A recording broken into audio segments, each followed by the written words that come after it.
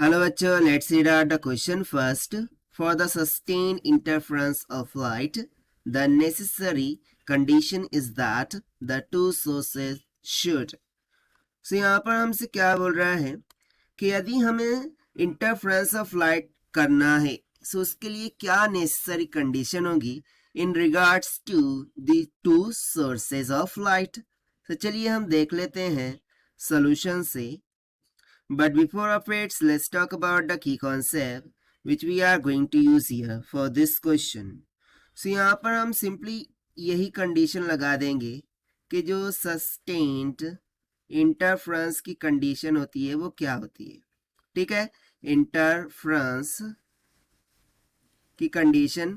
So basically to sustain a interference इसके लिए एक important condition होती है coherent of light, यानी कि जो लाइट्स है वो एक दूसरे के साथ कोहेरेंट होने चाहिए।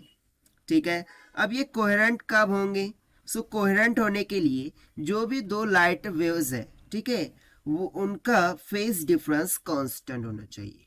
ठीक है, सो यहाँ पर हम लिख सकते हैं कि two waves should have constant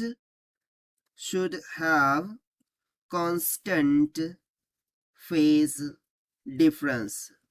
उनके फेज डिफरेंस कैसे होने चाहिए?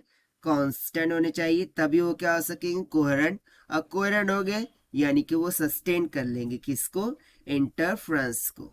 सो देखिए इस कॉन्सेप्ट के अकॉर्डिंग यदि हम यहाँ पर स्टेटमेंट में इसका आंसर लिखें इसकी कंडीशन के बारे में, ठीक है, सो यहाँ पर हम क्या लिख सकते हैं? The essential condition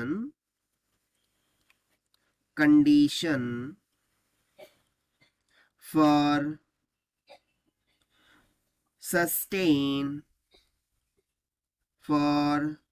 sustained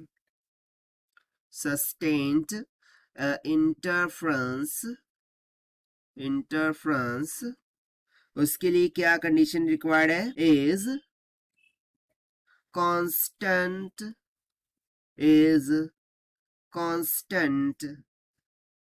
of phase difference. Phase difference का क्या होना चाहिए? कांस्टेंट होना चाहिए, तभी हम क्या कर सकते हैं? सस्टेन कर सकते हैं किससे? इंटरफ्रेंस को।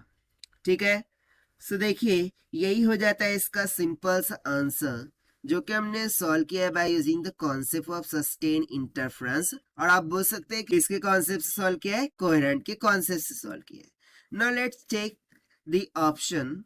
सो यहाँ पर यदि मैं ऑप्शन ए को देखूं, so have constant phase difference, so ये ऑप्शन ए ही हमारा क्या हो गया? यहाँ पर करेक्ट हो गया। यदि मैं ऑप्शन बी की तरफ जाऊं, सो बी नैरो। सो यहाँ पर देखिए लाइट नैरो हो या फिर थोड़ी सी ब्रॉड हो, that doesn't matter. Be close to each other, नहीं ऐसा तो बिल्कुल भी नहीं है कि वो दोनों क्लोज टू ईच अदर होंगे तो उनमें इंटरफ्रेंस होगा, ऐसा बिल्कुल भी नहीं होता।